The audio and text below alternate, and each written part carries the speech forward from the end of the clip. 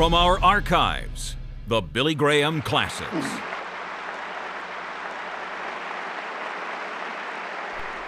आज रात मैं चाहता हूं कि हम खोले यूहन्ना रचित सुसमाचार और उसके अध्याय 8 को, the 8th chapter of John's gospel. और इस अध्याय से वचन 32 को हम देखेंगे। Verse 32 from the chapter number 8, the gospel according to Saint John. और तुम सच्चाई को जानोगे और सच्चाई तुम्हें आजाद करेगी। ये शब्द हैं हमारे खुदावंद मसीह यीशु के, और वो यहां पर धार्मिक अगुओं के साथ डिबेट कर रहे हैं। और वो कहते हैं कि तुम सच्चाई को जानोगे। ये जो वर्ड है जानोगे, इसका मतलब ये भी कहा जा सकता है कि तुम्हें सच्चाई को जानना पड़ेगा। तुम्हें सच्चाई को जानना पड़ेगा अगर तुम आजाद होना चाहते हो। तो आज रात में बात करना चाहता हूं सच्चाई के बारे में और आजादी, इन दोनों के बारे में आज हम बहुत चर्चा सुनते हैं। स्कॉट से आने वाली एक पुरानी शपथ है, और जिस शपथ को अमेरिका ने भी लिया है, और उसमें यह कहा जाता है, मैं सर्वशक्तिमान परमेश्वर के सामने शपथ लेता हूं, जिसके सामने एक दिन क़यामत के वक्त मुझे जवाब देना है, कि मैं सच्चाई कहूंगा, सच्चाई को थामे रहूंगा और सच्चाई के सिवाय कुछ नहीं कहूंगा। और खुदावंद मसीह यीशु भी कहते हैं कि तुम सच्चाई को जानोगे और सच्चाई तुम्हें आजाद करेगी। अब इस चैप्टर में हम देखते हैं कि प्रभु यीशु दो शख्सियतों के बारे में चर्चा कर रहे हैं। उन्होंने बात करी पिता परमेश्वर के बारे में, जो कि सच्चाई है, और दूसरी तरफ उन्होंने बात करी शैतान के बारे में, जो कि झूठा है और झूठ को गढ़ने वाला है। प्रभु यीशु यहां कहते हैं, कई बार प्रभु यीशु बहुत ही निडर होकर सीधा बोल देते थे। प्रभु यीशु इन धार्मिक गुरुओं की तरफ मुड़ते हैं और कहते हैं कि तुम अपने पिता शैतान की तरफ से हो और अपने पिता की लालसाओं को पूरा करना चाहते हो। वो शुरुआत से ही हत्यारा है और सच्चाई पर खड़ा नहीं रहा, क्योंकि सच्चाई उसमें है नहीं। जब वह झूठ बोलता है तो वह अपने ही स्वभाव से बोलता है, क्योंकि वह झूठा है, वरन वह झूठ का पिता है। प्रभु यीशु ने कहा कि एक तरफ सच्चाई है और एक तरफ झूठ भी है। दूसरा कुरिन्थियों और उसके चैप्टर 2 में अंतिम समय की बात करते हुए, अंतिम पीढ़ी की बात करते हुए बताया गया है कि एक सिस्टम होगा, एक झूठ का सिस्टम, और एक बहुत बड़ा भ्रम, डेल्यूजन पूरी दुनिया के लोगों के ऊपर समा जाएगा। वह झूठ को मानेंगे और वह सच्चाई का इनकार करेंगे, और मुझे विश्वास है कि हम उस पीढ़ी में आज जी रहे हैं। और रोमियो अध्याय 1 में संत पौलुस ये कहते हैं कि उन्होंने परमेश्वर की सच्चाई को झूठ में तब्दील कर दिया। और फिर दूसरी बात, हमने सिर्फ परमेश्वर की सच्चाई को झूठ में ही नहीं बदला है, वरन रोमियो अध्याय 1:18 में संत पौलुस कहते हैं कि वह सच्चाई को अधर्म से दबाए रखते हैं। दूसरे शब्दों में कहें कि आप सच्चाई को जानते होंगे, लेकिन इसके अकॉर्डिंग जिएंगे नहीं। यह है परमेश्वर की सच्चाई को अधर्म से दबाए रखना। वचन कहता है कि परमेश्वर का प्रकोप ऐसे लोगों पर आता है। यही कारण है कि प्रभु यीशु बहुत ही सख्त थे, कठोर थे उन लोगों के ऊपर जो पखंडी थे। तुमने अपने दिमाग में तो सच्चाई को रखा है, लेकिन उसे जिंदगी में अप्लाई नहीं करना चाहते। प्रभु यीशु ने कहा कि तुम होठों से तो मेरा आदर करते हो, लेकिन तुम्हारे मन मुझसे दूर हैं। तुम सच्चाई को अधर्म से दबा सकते हो, और यह परमेश्वर के क्रोध को लाता है। और फिर तीसरी बात, सच्चे दंड की आज्ञा। पौलुस लिखते हैं रोमियो 2:2 में कि हम जानते हैं कि ऐसे ऐसे काम करने वालों पर परमेश्वर की ओर से सच्चे दंड की आज्ञा होती है। दूसरे शब्दों में कहें कि एक दिन परमेश्वर पूरी दुनिया का न्याय करेंगे। हां, वो क़यामत का दिन आ रहा है। जैसे यह सच्चाई है कि मैं आपके सामने खड़ा हूं, वैसे ही परमेश्वर जरूर एक दिन सारी दुनिया का न्याय करेंगे, धार्मिकता और सच्चाई के साथ। क्या हमने सच्चाई के द्वारा अपनी जिंदगी गुजारी? क्या हमने सच्चाई पर विश्वास किया? क्या हमने सच्चाई को कबूल किया? सच्चाई के प्रति हमारा एटीट्यूड क्या था? और या फिर हमने परमेश्वर की सच्चाई को झूठ में बदल दिया और इस सच्चाई को अधर्म से दबाए रखा? परमेश्वर हमारा न्याय करेंगे, वचन इस बात पर क्लियर है। प्रभु यीशु ने कहा कि तुम सच्चाई को जानोगे और यह सच्चाई तुम्हें आजाद कर देगी। फिलॉसफी भी यही करती है, साइंस में भी यही हो रहा है, साइकोलॉजी में भी यही हो रहा है, हर स्टडी में यही चल रहा है। हम सच्चाई की तलाश में हैं। हम जानने की कोशिश कर रहे हैं कि व्हाट आर द लॉज। हम जानना चाहते हैं कि सच्चाई क्या है। बचपन में ही हमने इस सच्चाई को जान लिया कि जो आग होती है वो गर्म होती है और जो बर्फ है वो ठंडी है। हमने ये जान लिया कि बुरा करके हमें बुरा महसूस होता है और अच्छा करके हमें अच्छा महसूस होता है। हमने ये पहले ही जान लिया। देखिए, हम में से हर कोई सच्चाई की तलाश में है। मेरी सच्चाई असल में क्या है? मैं कहां से आया हूं? और परमेश्वर ने, जिसने मुझे बनाया, इस धरती के ऊपर मुझे उसने क्यों रखा? और मरने के बाद मैं कहां जाऊंगा? हम सब इस सच्चाई की तलाश में हैं। हम में से हर कोई इस सवाल को जाने और अनजाने में जरूर पूछता है कि सच्चाई क्या है। वही सवाल जो पिलातूस ने भी पूछा था आज से तकरीबन 2000 साल पहले। अब ये सच्चाई महत्वपूर्ण है मैथमेटिक्स में, ये महत्वपूर्ण है केमिस्ट्री में, ये महत्वपूर्ण है साइंस में, और ये महत्वपूर्ण है आत्मिक जिंदगी में भी। ये महत्वपूर्ण है नैतिकता में भी। ये महत्वपूर्ण है कि हम सच्चाई को जानें। इसीलिए प्रभु यीशु भी कहते हैं कि तुम सच्चाई को जानोगे। अंदाजे लगाना नहीं, सच्चाई को जानना। एविएशन में अगर आपसे एक गलती होती है तो आपका जहाज दूसरे जहाज से टकरा सकता है। तुम्हें सच्चाई को जानना पड़ेगा। अय्यूब कहता है कि मैं जानता हूं कि मेरा छुड़ाने वाला जिंदा है। संत पौलुस कहते हैं कि मैं जानता हूं कि मैंने किसके ऊपर विश्वास किया है। यूहन्ना रसूल कहते हैं कि तुम जान सकते हो कि तुमने उद्धार पाया है। बाइबल कहती है कि तुम सच्चाई को जान सकते हो, तुम सच्चाई को पा सकते हो, तुम सच्चाई को मान सकते हो। लेकिन सवाल यह है कि सच्चाई है क्या? हर एक मजहब में, हर एक विचारधारा में कुछ सच्चाई हो सकती है, लेकिन एक ही जगह है जहां पर आपको मिलती है सारी सच्चाई। कहां है वो सच्चाई? प्रभु यीशु ने कहा कि जो भी सच्चाई से जन्म है वो मेरी आवाज को सुनता है। बुद्ध अपनी जिंदगी के आखिर में कहता है कि मैं अभी भी सच्चाई की तलाश में हूं, लेकिन प्रभु यीशु ने यह अद्भुत दावा किया। प्रभु यीशु ने कहा, सच्चाई मैं ही हूं। प्रभु यीशु कहते हैं कि राह, सच्चाई और जिंदगी मैं ही हूं। मुझ ही में समाई हुई है सारी सच्चाई। और अगर आप स्वर्ग में जाना चाहते हैं तो आपको इस सच्चाई पर विश्वास करना पड़ेगा, इसे अपनी जिंदगी में कबूल करना पड़ेगा।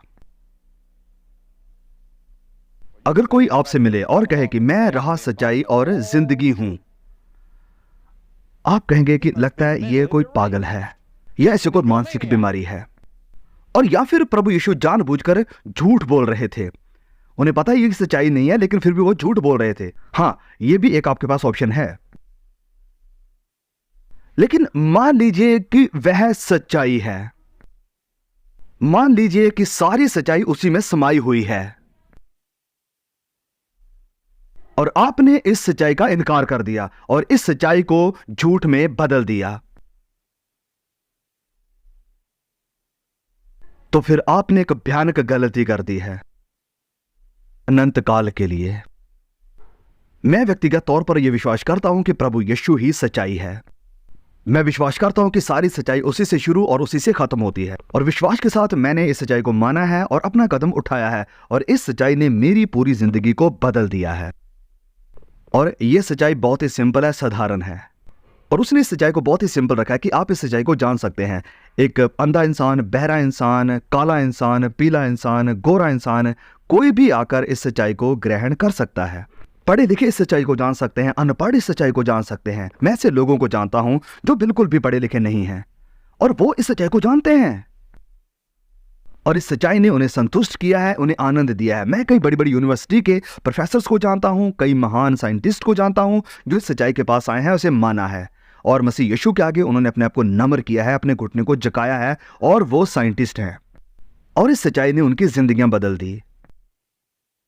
सच्चाई, महान सच्चाई, साधारण रूप में, ताकि कोई भी आए और इस सच्चाई पर विश्वास कर सके, यहां तक कि बच्चे भी। यहां है वो मसीह यीशु की कथा, वो है सच्चाई। प्रभु यीशु ने कहा यूहन्ना 8:24 में, सुने ध्यान से, इसलिए मैंने तुमसे कहा, सुने, कि तुम अपने पापों में मरोगे यदि तुम विश्वास ना करोगे कि मैं वही हूं, तो अपने पापों में मरोगे। अगर तुम विश्वास नहीं करते हो कि मैं वो सच्चाई हूं, तो तुम अपने पापों में मरोगे। तुम्हें आना पड़ेगा इस सच्चाई के पास और मानना पड़ेगा इस सच्चाई को। हां, प्रभु यीशु ने यह दावा किया कि वही है संपूर्ण कंप्लीट सच्चाई, और प्रभु यीशु ने सच्चाई का प्रचार भी किया। उसने गुनाह के विषय में सच्चाई बताई। बुरी लालसा, लालच, घमंड, लड़ाई, झगड़े, नफरत, कड़वाहट कहां से आता है? क्यों लोग एक दूसरे से नफरत करते हैं? क्यों लोग एक दूसरे से लड़ते और एक दूसरे को मारते हैं? वर्ल्ड वॉर 2 में तकरीबन 55 लड़ाइयां हुई। तो ये सारी लड़ाइयां, झगड़े विश्व में क्यों? बाइबल हमें बताते हैं कि इंसान के दिल में एक बीमारी है और वो बीमारी है पाप। इसी से निकलते हैं बुरे विचार, हत्या, परस्त्रीगमन, व्यभिचार, चोरी, झूठी गवाही, निंदा, नफरत, घमंड, लालच। ये सब कुछ मन ही से, दिल ही से निकलता है और यही इंसान को दूषित करता है। और हम सब सच में इसी बीमारी का शिकार हैं। हमारी प्रॉब्लम रेसिज्म नहीं है, हमारी प्रॉब्लम गरीबी नहीं है, हमारी प्रॉब्लम ये युद्ध भी नहीं है। हमारी सबसे बड़ी प्रॉब्लम है हमारे दिल की प्रॉब्लम। हमारा हृदय परिवर्तन होना बहुत जरूरी है, नया दिल हमें दिया जाना। इसी कारण प्रभु यीशु ने कहा कि तुम्हें नए सिरे से पैदा होना जरूरी है, नया स्वभाव और नया दिल जिसके अंदर भरा हुआ होगा प्यार। हां, हम बाहर निकलते हैं और कहते हैं कि हमें एक दूसरे से प्यार करना चाहिए, और बहुत जल्द हमें यह एहसास हो जाता है कि हमारे अंदर सच्चा प्यार करने की क्षमता, सामर्थ्य नहीं है। हम इसे कहां से पाएंगे? हम इसे यीशु से पाते हैं। देखिए, परमेश्वर का आत्मा आपके दिल में आता है जिस वक्त आप मसीह यीशु को अपनी जिंदगी में कबूल करते हो, और यह आत्मा आपकी जिंदगी में प्यार को उत्पन्न करना शुरू करता है, और आनंद और शांति और धीरज, और वो हमारे अंदर दया को भरता है।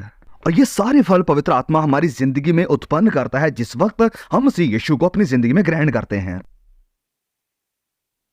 प्रभु यीशु ने यह सच्चाई भी बताई कि संसार के साथ गलत क्या है, और फिर प्रभु यीशु ने हमारी सोशल रिस्पॉन्सिबिलिटी को लेकर भी सच्चाई बताई। हमारे भाई बहनों के साथ हमारी रिस्पॉन्सिबिलिटी कैसी होनी चाहिए, इसके बारे में भी सच्चाई बताई। मत्ती अध्याय 25 में जब आप वचन 35 को पढ़ते हैं तो लोग जो भूखे थे, थक चुके थे, बीमार थे, जेलों में थे, और किसी ने उनकी मदद करी, कोई इनका सहारा बना, किसी ने इन्हें खाना खिलाया। और न्याय के दिन प्रभु यीशु ने अप्रिशिएट करते हैं, और ये लोग कहते हैं कि प्रभु, हमने कब तुझे नंगा देखा और तुझे कपड़ा दिया, कब तुझे भूखा देखा और तुझे खाना दिया, कब तू जेल में था और हम तुझसे मिलने आए? और प्रभु यीशु कहेंगे कि जब तुमने छोटे से छोटों के साथ ऐसा किया तो तुमने ये मेरे साथ किया। हर वक्त जब आप देते हैं अपना पैसा, अपना वक्त, अपनी एनर्जी, अपना कीमती समय, तो आप ये सब कुछ कर रहे हैं प्रभु यीशु मसीह के लिए। आप असल में उसे दे रहे हैं जो कुछ भी आप देते हैं। और फिर प्रभु यीशु ने सच्चाई बताई न्याय के बारे में। उसने हमें सावधान किया कि परमेश्वर के प्रकोप से बचो। हर एक निकम्मी बात जो इंसान के मुख से निकलती है उसे इस बात का लेखा देना पड़ेगा न्याय के दिन। यह प्रभु यीशु ने कहा, न्याय जरूर होगा। फिर उसने सच्चाई बताई मन फिराव के बारे में। उसने कहा, अगर तुम मन नहीं फिराते तो तुम नष्ट हो जाओगे। आप कहेंगे कि वेल, मैं मन फिराव कैसे करूं? आप कहें कि परमेश्वर, मैंने पाप किया है, मैं बदलने के लिए तैयार हूं, अपनी जिंदगी को नई दिशा में लाने के लिए तैयार हूं, और आपके पीछे चलने, आपकी सेवा करने के लिए तैयार हूं, फिर चाहे कुछ भी हो। यह है पश्चाताप, मन फिराना। और प्रभु यीशु ने कहा कि अगर तुम पश्चाताप नहीं करते तो तुम मरोगे। इसके बारे में भी प्रभु यीशु ने सच्चाई बताई। उसने मन बदलाव के बारे में भी सच्चाई बताई। उसने कहा कि अगर तुम ना फिरो और छोटे बालकों के समान ना बनो तो तुम स्वर्ग राज्य में प्रवेश नहीं कर सकते। प्रभु यीशु ने बदलने की बात करी, लेकिन हम बदलना नहीं चाहते, हम डरते हैं बदलने से, पता नहीं क्यों। जवान लोग अनुभव चाहते हैं, वो चाहते हैं जो उनके लिए मायने रखे, अपने आप को खुश करने के लिए, प्रसन्न करने के लिए उनके पास अपने तरीके हैं। वो नशा करते हैं कि उन्हें किक मिल जाए, लेकिन बस वो मन फिराव करके यीशु के पास नहीं आना चाहते हैं ताकि उन्हें बेस्ट एक्सपीरियंस मिल सके। प्रभु यीशु ने कहा कि तुम्हें बदलना जरूरी है। मुझे याद है वो दिन जिस दिन मेरा बदलाव हुआ था। मुझे परमेश्वर का अनुभव हुआ था। यह कोई इमोशनल अनुभव नहीं था जैसे कई लोगों को होता है। इमोशनल होना कोई अपने आप में गलत बात नहीं है। इमोशंस भी खुदा का दिया हुआ एक वरदान है। हम कई चीजों के लिए इमोशनल होते हैं, मसीह यीशु के लिए भी हो सकते हैं। अगर हमारे आंसू बह जाते हैं प्रभु यीशु के प्यार के लिए तो यह एक अच्छी बात है। शैतान को मौका ना दे कि यह गलत है। नहीं, हम आनंदित होते हैं, हम जॉयफुल होते हैं। ये इमोशंस हैं। एक्साइटेड होना, जॉयफुल होना, आनंदित होना, यह अच्छी बात है। लेकिन प्रभु यीशु ने कहा कि तुम्हें बदलना जरूरी है। अब इस वर्ड बदलने का मतलब है टू चेंज, मुड़ना। आप इस रास्ते पर जा रहे हैं, उस खुले मार्ग के ऊपर जो विनाश को लेकर जाता है। आप मुड़ते हैं और इस दूसरे रास्ते पर आ जाते हैं, सकरा मार्ग जो जिंदगी को लेकर जाता है। यही है बदलना, मन फिराव। क्या ये आपके साथ हुआ है? क्या आपने अपनी जिंदगी के तरीके को बदल दिया है? क्या आपने परमेश्वर को अपनी जिंदगी में अनुभव किया है? क्या आप उसे जानते हैं? तुम सच्चाई को जानोगे और सच्चाई तुम्हें आजाद करेगी। मैं जानता हूं बहुत से ऐसे लोग हैं जिन्हें लगता है कि वो आजाद हैं, लेकिन वो मसीह यीशु को नहीं जानते। उन्हें लगता है कि वो जानते हैं कि कैसे जीना है। बाइबल कहती है कि एक रास्ता है मसीह यीशु के अलावा जो इंसान को सही दिखाई पड़ता है, वो सही लगता है, लेकिन उसका अंत मौत है और सजा है। मेरा एक छोटा बच्चा है, जब वह बहुत छोटा था, तकरीबन 3 साल का, तो हम कश्ती में जाने वाले थे। हम उस वक्त फ्लोरिडा में थे। हम उस रिवर की तरफ बढ़ रहे थे और मेरा दोस्त भी मेरे साथ था। वो सारी तैयारी कर रहा था, बोट को देख रहा था और मैं इस बोट को, इस कश्ती को चलाने वाला था। और मेरा बेटा नेड कहने लगा कि पापा मैं इस कश्ती को चलाना चाहता हूं। मैंने कहा नहीं, मुझे नहीं लगता कि तुम इसे चला पाओगे। उसने कहा नहीं पापा, मैं अच्छी तरह से जानता हूं इसे कैसे चलाना है। उसने मेरा हाथ उठाया और खुद चलाने लगा और मैंने उसे दे दिया और वो चलाते चलाते सीधा चट्टानों की तरफ जाने लगा। देखिए, हम सब भी ऐसे ही करते हैं कि परमेश्वर मैं जानता हूं अपनी जिंदगी को कैसे चलाना है, आप दखलंदाजी ना करें, मैं सब ठीक कर दूंगा, मैं संभाल लूंगा। लेकिन हम कुछ नहीं संभाल सकते। लेकिन प्रभु यीशु हमें सावधान करते हैं कि तुम चट्टानों से टकराओगे, तुम मुश्किल में पड़ जाओगे, निराशा होगी, दुख होगा, गुनाह में फंस जाओगे और आखिरकार परमेश्वर का न्याय तुम्हारे ऊपर आएगा। पश्चाताप करो, अपना मन फिराओ और यह करने में देरी ना करें। आज ही अपने गुनाहों का अंगीकार करें। आज उद्धार का दिन है। अब यह सच्चाई क्या करती है? सच्चाई तुम्हें आजाद करती है। तुम सच्चाई को जानोगे और सच्चाई तुम्हें आजाद करेगी। किस चीज से? सबसे पहले सच्चाई तुम्हें आजाद करती है, मसीह यीशु तुम्हें आजाद करता है पाप की सजा से। हां, गुनाह की सजा है और हम सब गुनहगार हैं। हम सब गुनहगार हैं और हम सब पाप की सजा के अधीन हैं, जो कि मौत है। पाप की मजदूरी मौत है, वचन ये कहता है। असल मौत शारीरिक नहीं, असल मौत है परमेश्वर से जुदाई, इस दुनिया में भी और आने वाली दुनिया में भी। धनी जवान प्रभु यीशु के पास आता है और कहता है कि अनंत जिंदगी पाने के लिए मुझे क्या करना होगा। वो जिंदगी यहां पर भी चाहता था और अनंत जिंदगी को भी चाहता था, क्योंकि वो अपनी जिंदगी में संतुष्ट नहीं था और आत्मा में मरा हुआ था। लेकिन वो कीमत चुकाने को तैयार नहीं था। कीमत आपको चुकानी पड़ेगी अगर आप मसीह यीशु में आते हैं तो। ये जवान धनी मसीह यीशु के साथ बार्गेन करने लगा। वो चाहता था कि प्रभु यीशु समझौता कर ले और मेरे लिए थोड़ा रूल्स को चेंज कर दे ताकि मैं स्वर्ग राज्य में प्रवेश कर सकूं। लेकिन प्रभु यीशु रूल्स को चेंज नहीं करेंगे, वो मापदंड को नीचे नहीं करेंगे, वो समझौता नहीं करेंगे। मसीह यीशु के पास आपको वैसे ही आना पड़ेगा जैसे 2000 साल पहले लोग आए थे अनंत जिंदगी पाने के लिए। हम ऐसे समाज में, ऐसे लोगों के बीच में हैं जहां हमें लगता है कि हमारे पास सारे सवालों के जवाब हैं। देखो हमारी तरफ, एक तरफ हम लोगों को चांद पर भेज रहे हैं और दूसरी तरफ हम रॉकेट बना रहे हैं, परमाणु बॉम्ब बना रहे हैं ताकि हम दुनिया को खाक कर सकें। यूनिवर्सिटीज में झगड़े हैं, लड़ाइयां हैं, हमारा समाज बिखरा हुआ है। और देखो, हमारे पास सारे सवालों के जवाब नहीं है क्योंकि हमने सच्चाई को रिजेक्ट कर दिया। हमने मसीह यीशु को रिजेक्ट कर दिया। मसीह यीशु को अपनी जिंदगी में आने दे और आपकी जिंदगी के बिखरे हुए टुकड़ों को वो जोड़ देगा दोबारा से। वो आपके पापों को माफ करेगा और आपको मकसद और एक मीनिंग भरी जिंदगी देगा और पाप की सजा को दूर करेगा। और देखो, जितने मसीह यीशु में हैं उनके ऊपर दोष किया गया नहीं है, वो उस पाप की सजा को ले लेता है। और फिर दूसरी बात, वो आपको पाप की ताकत से आजाद करता है। यहां इस वचन में लिखा है, प्रभु यीशु कहते हैं कि जो पाप करता है वो पाप का गुलाम है। लेकिन जब आप मसीह यीशु को कबूल करते हैं, पाप की वो ताकत जो आपके ऊपर हुकूमत करती है वो बिल्कुल टूट जाती है। पाप तुम्हारी जिंदगी के ऊपर प्रभुता यानी हुकूमत ना करने पाए। संत पौलुस ये लिखते हैं, पाप तुम्हारे ऊपर प्रभुता हुकूमत नहीं करेगा क्योंकि तुम पाप के लिए मरे हुए हो। पाप तुम्हारा मास्टर नहीं है। हो सकता है तुमसे पाप हो जाए, लेकिन वो पाप तुम्हारे पर हुकूमत नहीं कर सकता है। पाप तुम्हारी आदत नहीं है।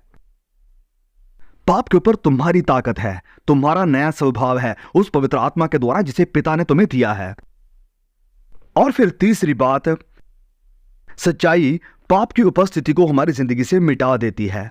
जब आप रेवलेशन के अध्याय 21 और अध्याय 22 को पढ़ते हैं तो आपको परमेश्वर के राज्य की एक बहुत ही खूबसूरत डिस्क्रिप्शन देखने को मिलती है जो कि आने वाले समय के बारे में है। और इस परमेश्वर के राज्य में, इस खूबसूरत जगह में, वो जगह जो कि अद्भुत है, वो जगह जो परमेश्वर ने उन लोगों के लिए तैयार की है जो परमेश्वर का बैम मानने वाले और विश्वास करने वाले हैं। और वहां पर यह लिखा है कि सारे कुत्तों, टोनों, व्यभिचारी, हत्यारे, मूर्ति पूजक और झूठ का चाहने वाला और गढ़ने वाला, सारे झूठे, झूठ को प्यार करने वाले, झूठ जीने वाले, ये सारे झूठों का ठिकाना वचन में लिखा है कि आग की झील में होगा। ये परमेश्वर की उपस्थिति से निकाल दिए जाएंगे। प्रभु यीशु ने कहा, मैं सच्चाई हूं, तुम सच्चाई को जानोगे और सच्चाई तुम्हें आजाद कर देगी। मैं आज आपको कहता हूं, सच्चाई के पास आइए, जिंदगी के पास आइए, जिंदगी देने वाले के पास आइए, मसीह यीशु हमारा उद्धार करता। एक दिन आएगा जब पाप की उपस्थिति और शैतान के सारे झूठ पूरी तरह से खत्म हो जाएंगे। हम जयवंत होंगे एक दिन, लेकिन उस दिन तक हम इस जिंदगी में अभी परमेश्वर की इस शांति का, आनंद का और स्वर्ग का अनुभव कर सकते हैं। पाप के ऊपर जयवंत हो सकते हैं, शैतान के झूठों के ऊपर जयवंत हो सकते हैं। मसीह यीशु आपको आजाद कर सकते हैं। आज रात मैं चाहता हूं कि विश्वास के साथ उसे कबूल करें, सच्चाई को स्वीकार करें। ध्यान दें, मैंने कहा विश्वास के साथ। आप सिर्फ अपने दिमाग के साथ नहीं आ सकते हैं, क्योंकि यह दिमाग भी पाप के साथ अफेक्ट हुआ है। आपको एक बच्चे की तरह आना होगा। प्रभु यीशु मसीह ने कहा कि परमेश्वर का राज्य ऐसो ही का है। एक बच्चे की तरह आपको आगे आना होगा और विश्वास करके मसीह यीशु को अपनी जिंदगी में स्वीकार करना है। और अगर आप ऐसा करते हैं तो मसीह यीशु आपकी जिंदगी में आएगा, आपको नया नेचर देगा और आप जाकर नई जिंदगी गुजार सकते हैं। अब यह आसान नहीं है, बहुत मुश्किल है मसीह यीशु के पीछे चलना। मैं नहीं चाहता कि गलतफहमी के साथ आप मसीह यीशु के पास आए।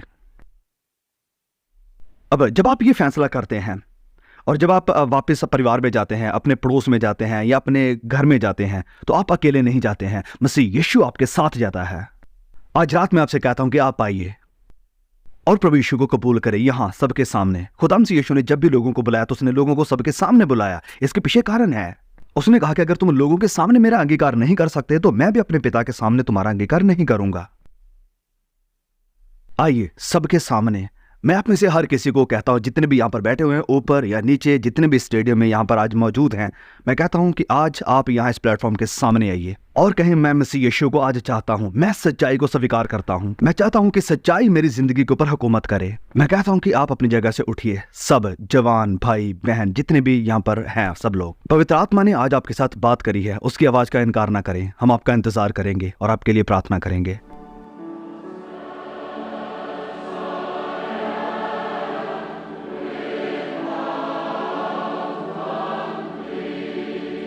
As hundreds are responding to Mr. Graham's invitation to make a public commitment to Jesus Christ, you can make that same commitment right where you are. Just pick up the phone and call the number you see on your screen. Special friends are waiting to talk with you and pray with you about this most important decision. जैसे कि सैकड़ों लोग यहाँ पर मसीह यीशु के सामने अपनी जिंदगी को देने के लिए आगे आ रहे हैं। आप भी जहाँ पर भी हैं, आवाज को सुन रहे हैं, आप अपनी जिंदगी को मसीह यीशु के हवाले कर सकते हैं। इस सच्चाई को अपनी जिंदगी में कबूल कर सकते हैं जो कि मसीह यीशु है, और सच्चाई के साथ अपनी जिंदगी को गुजारने का आज फैसला कर सकते हैं। अपने गुनाहों से पश्चाताप करें, अपने झूठ से पश्चाताप करें और मसीह यीशु जो सच्चाई है उसे कबूल I do करें। not know whether you can see this great scene here at the Garden in New York or not, but hundreds of people are coming from all over this great amphitheater to receive Christ as the way and the truth and the life in their hearts. You can make that same commitment right now in your home where you are watching by television. God help you to make that commitment tonight.